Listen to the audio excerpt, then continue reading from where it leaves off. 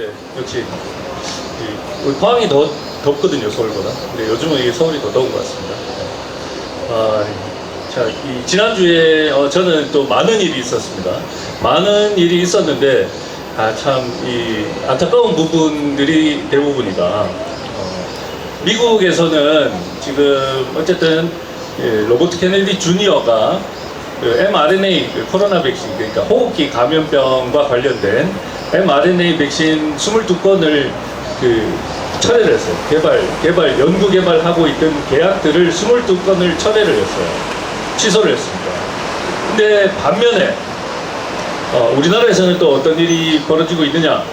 mRNA 백신을 100일 만에 100만 도즈를 신속 생산하겠다고 5천억 원을 투자를 하는 정반대의 일이 지금 일어나고 있습니다. 이 부분에 대해서 또 이제 이런 말씀을 이렇게 드리면 또 어떤 분들은 이제 저보고 야 제대로 알고 이야기를 해라라고 이렇게 하시는 분들이 계세요. 그분들이 이제 주장하시는 부분이 뭐냐면 미국도 다르지 않다. 다르지 않아요. 네, 맞습니다. 미국이 지금 mRNA 백신 개발, 그러니까 연구 개발하고 있는 프로젝트가 400개가 넘습니다. 그 중에 22건만 취소가 될 거예요. 그 중에 이제 코로나, 이 바이러스, 그 다음에 호흡기 몇 가지, 독감, 또 2가지, 독감하고 코로나 바이러스 2가지 중에 해당되는 mRNA 백신을 개발하는 연구 22건이 취소가 됐습니다.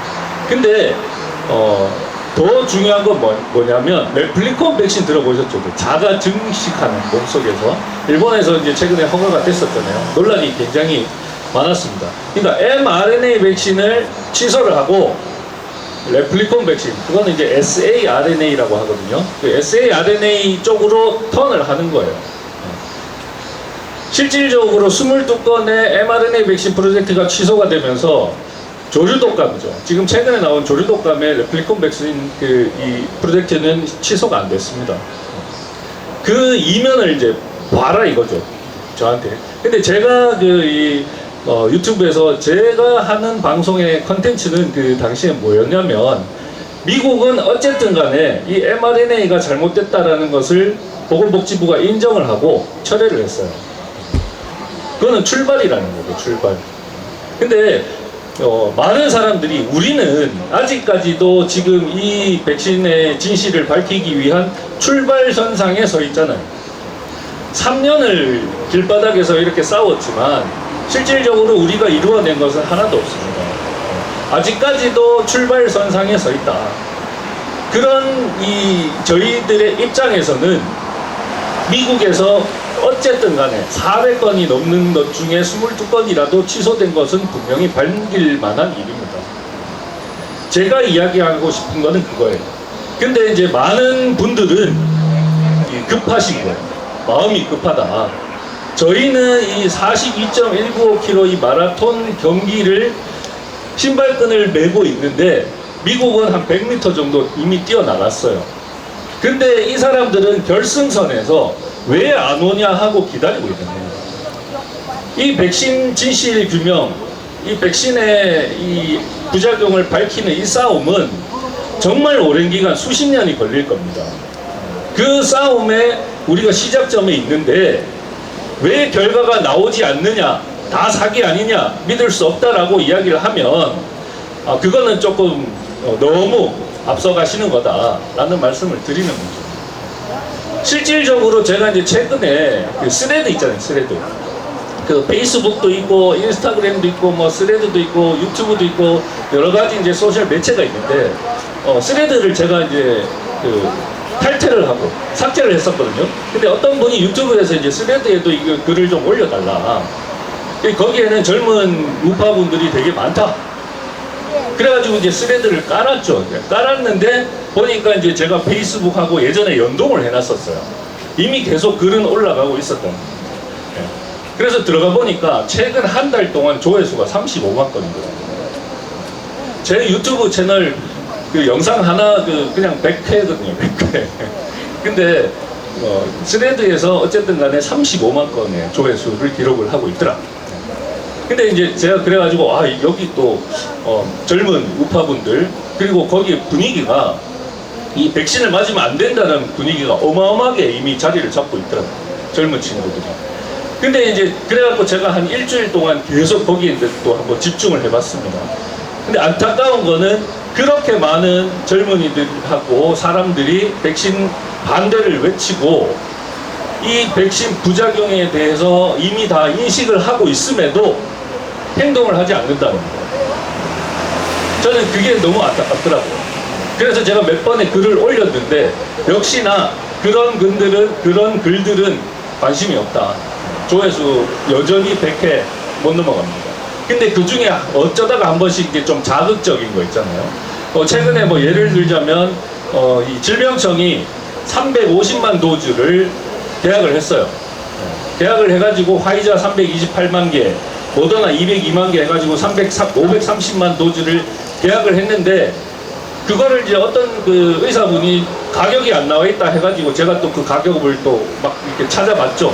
찾아보니까 얘들이 조달 계약을 했더라고요. 지방비가 들어가니까 조달에 그 나라장터에서 계약을 하거든요. 거기 들어가 보니까 공개가 돼 있더라고요.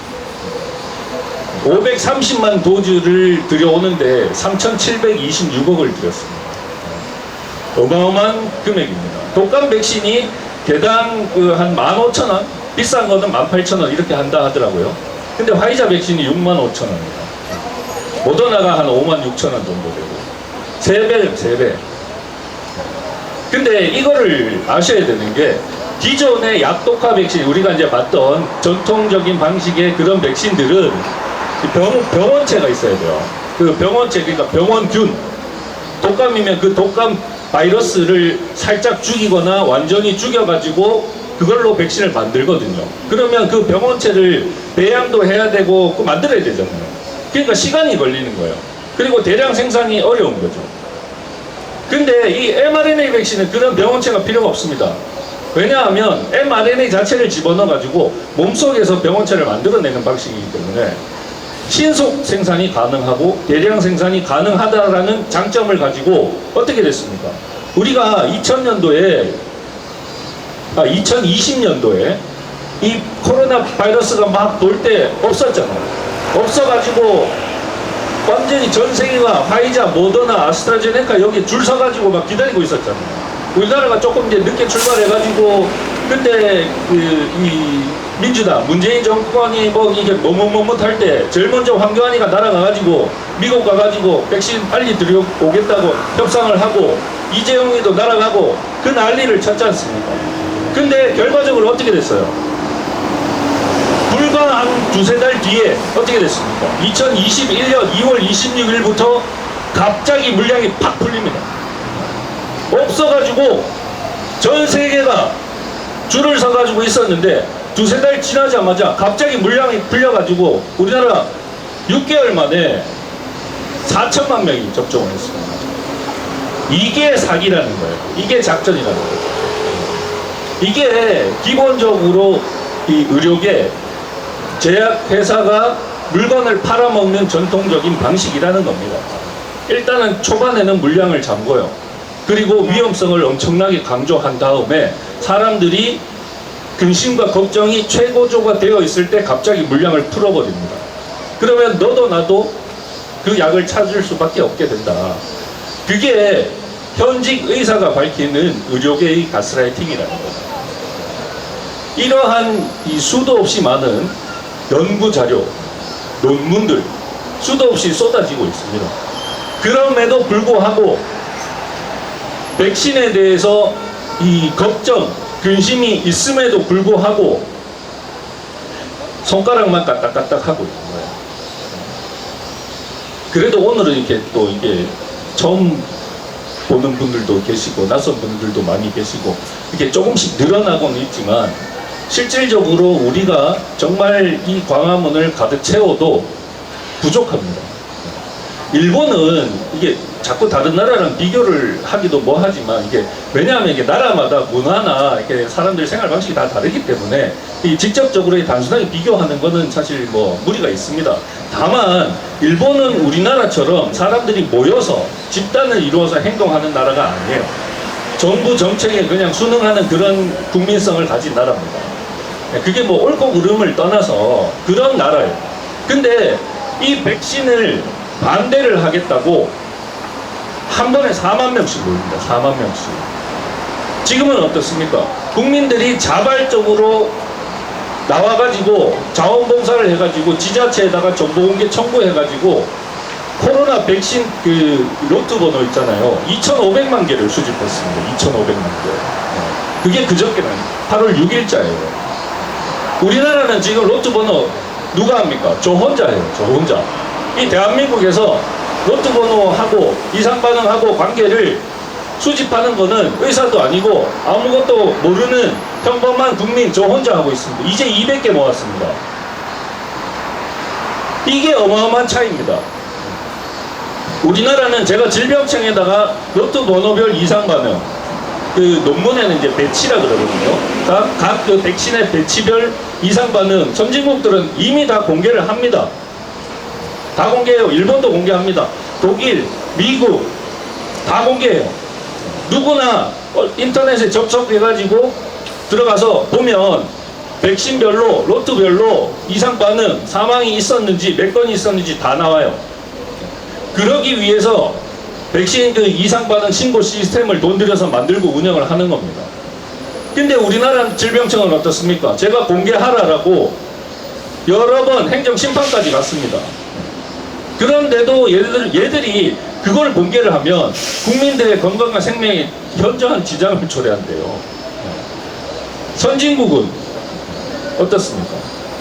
거기는 그거 공개해가지고 국민들 건강과 생명을 해치지 않는다라고 생각을 하는 거잖아요. 이 차이입니다. 우리나라 인구 5,200만 명 정도 되죠. 5,100 몇십만 명 정도. 그 중에 2차 접종까지 4,800만 명이 접종을 했습니다. 지금 우리나라의 미접종자 360만 명 정도 됩니다. 이게 2022년도 기준이에요. 근데 제가 생각했을 때 그 코로나 팬데믹 그 상황에서도 접종을 하지 않은 분들이 그 이후에 1, 2급일 때도 접종을 안 했는데 4급일 때 굳이 이 위험하다는 백신을 접종을 할 이유는 없잖아요. 저는 지금까지 360만 명 정도가 미접종자라고 보고 있습니다. 근데 보십시오. 최근에 530만 개를 들여온다고 하니까 또 음모론이 나오는 거예요. 미접종자가 2021년 기준, 1차 접종 기준으로 530만 명이었습니다. 그 숫자가 또 똑같거든. 우연찮게. 그러니까 또 이 530만 명 미접종자를 강제로 접종시키려고 530만 개를 들여온 거 아니냐. 이렇게 음모론을 펼치는 거예요. 이거는 진실규명에 아무런 도움이 되지 않습니다. 신문 한번 그냥 검색 한번 해보면 정답이 나오는데도 그렇게 무리를 해요. 그걸 가지고 또 저한테 연락을 많이 제보를 많이 주시거든요. 이거 강제 접종. 그리고 이제 최근에 RSV 이 호흡기 급성 호흡기 그 감염병 있잖아요. 이거 이제 백신을 국가 필수 예방 접종으로 집어넣자라는 민주당에서 이제 이 입법 발의가 됐단 말이에요. 감염병 예방법에. 그게 강제접종, 그거는 강제접종이라고 생각하시면 안 됩니다, 여러분. 우리가 지금 이 길바닥에서 집회만 지금 124번째 매주 한 주도 쉬지 않고 이렇게 하고 있잖아요. 그런데 국가 필수 예방접종은 이름만 필수예요. 의무가 아닙니다. 이제는 아셔야 됩니다. 우리가, 야, 나는 이거 맞기 싫어, 맞지 않겠어 하면 질병청은 접종을 할 수가 없습니다. 거부 충분히 할 수 있어요. 그냥 당연히 거부를 하시면 됩니다. 그런데도 아직 잘 모르시는 분들은 이게 국가 필수 예방접종에 들어가 버리면 이것도 강제 접종하는구나 라고 생각하는 거예요. 그런 생각을 가지신 분들은 만약에 새로운 팬데믹이 나타나 가지고 새로운 백신을 접종을 하겠다, 정부가 이제 의무 뭐 이런 말도 안 되는 핑계를 대가지고 접종을 하겠다 하면 그냥 또 슬그머니 가서 접종을 하는 결과가 생기는 거죠. 그게 정부가 국민들을 가스라이팅 하는 겁니다. 여러분들이 백신을 맞고 사망을 했음에도 문제는 정부는 코로나 때문에 사망했다라고 여러분들한테 이야기를 하는 거예요. 지금 우리나라 코로나로 사망한 사람이 대략 한 38,000명 정도 되는 4만 명 가까이 됩니다. 그분들 제가 봤을 때는 두 가지로 나뉩니다. 코로나로 사망한 사람들은 거의 없습니다. 첫 번째가 강제 격리입니다. 강제 격리. 강제 격리해가지고 그 격리된 시간 동안은 집 밖으로 나올 수가 없었어요. 그러다 보니까 어떻게 했습니까?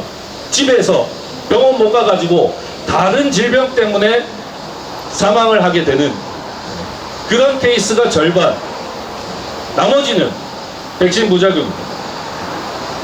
이미 이거는 이 과학, 의학은 여러분들 저거요, 경험적 학문입니다. 의학은 완성된 학문이 아니에요. 예를 들어서 물리학처럼 F는 MA입니다라고 그냥 명칭을 그냥 부여할 수 있는 그러한 학문이 아닙니다. 계속 바뀌어요. 근데 여러분들이 병원을 가면 의사들은 여러분들을 대상으로 임상을 하는 겁니다. 임상을. 이 약도 써보고, 안 들으면 저 약도 써보고, 그렇게 해서 맞춰나가는 거예요. 그러면 예를 들어서 약을 잘못 썼다. 이 사람한테 맞지 않는 약을 썼다. 그래서 이 사람이 증상이 나빠졌다. 누가 책임집니까? 아무도 책임 못 져요. 그런데 거기에 대해서 우리 국민들이 의사들한테 야 이거 책임져라고 하지 않지 않습니까? 그게 상호간의 신뢰인 거예요. 신뢰. 우리는 의사들에게 니네가 어쨌든 이 공부를 많이 했고 히포크라테스 선서까지 하고 나와가지고 양심을 가지고 국민들, 이 환자들을 대할 것이다 라는 신뢰를 일방적으로 주는 거죠. 그러면 그 신뢰에 의사들은 보답을 해야 되는 거예요. 걔들이 과잉 진료하지 않고 리베이트 받아가면서 처방하지 않아도 어쨌든 간에 사회 지도층으로 돈 많이 벌 수 있습니다. 한 푼 더 벌라고 그러는 거잖아요. 이미 의사들과 이 환자들 간의 신뢰는 완전히 깨졌습니다. 이미. 근데 그 마침표를 찍은 게 저는 코로나 팬데믹이라고 봅니다. 여기에서 의사들이 각성하지 않으면 계속해서 점점 더 심한 갈등이 반복이 될 수밖에 없다. 실제로 뭐 이렇게 제가 이제 매일 라이브를 하지만 매일 들어오셔가지고 같이 소통해 주시는 의사 선생님들도 계시고 저랑 또 개인적으로 소통하시는 의사 선생님들 많이 계세요. 뭐 코진이 말고도 다른 의사 선생님들도 저한테 도움 주시려고 노력 많이 하십니다. 다가 아니에요. 다 나쁜 놈들 뭐 이게 제가 항상 부연 설명을 드리면 나쁜 놈들을 지칭을 하는 겁니다. 돈만 벌겠다. 나는 돈만 벌면 돼. 라고 이 비양심적인 의사들을 지칭을 하는 것이지 모든 의사들을 지칭하는 것은 아니다. 다만 그런 의사들이 대다수라는 게 참 안타깝다라는 말씀을 드립니다. 날씨 이게 더운데 그나마 오늘 조금 이제 한두 주 지나면 이제 또 선선한 바람이 불지 않겠습니까? 조금만 더 해주시고 이제 10월 중순 되면 이제 코로나 피해보상 특별법이 이제 공표가 됐으니까 이제 시행이 되죠. 근데 거기에 대해서 또 여러 가지 말이 많이 나왔는데 이것도 설명하자면 깁니다. 근데 제가 이 자리에서 여러 번 특별법에 대해서 말씀드렸던 그대로 진행이 되고 있다는 게 너무나 안타깝다라는 말씀을 드리고 특별법에 대한 이야기는 다음 주에 말씀드리도록 하겠습니다. 감사합니다.